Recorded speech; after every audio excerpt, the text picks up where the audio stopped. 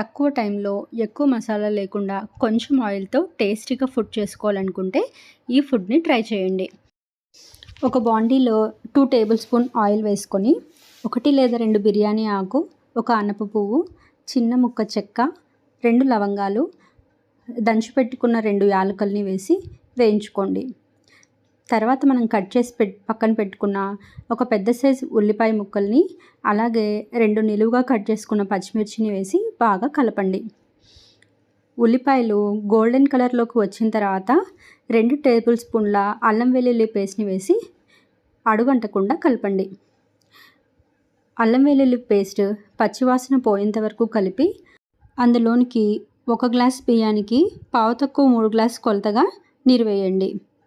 నీరు బాగా మరుగుతున్న టైంలో 1 స్పూన్ ఉప్పు వేసి మనం కడిగి పక్కన పెట్టుకున్న బియ్యాన్ని యాడ్ చేయండి.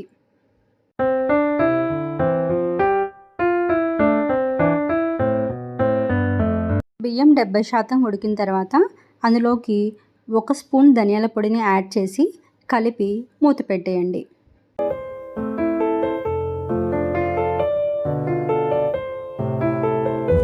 తర్వాత మూత తీసి చూస్తే అన్నం పూర్తిగా ఉడికి ఉంటుంది.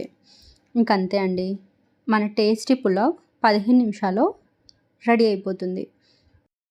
రెడీ అయిన పులావ్ని ఒక 5 నిమిషాలు పక్కన ఉంచుకొని మీ ప్లేట్లోకి సర్వ్ చేసుకోండి.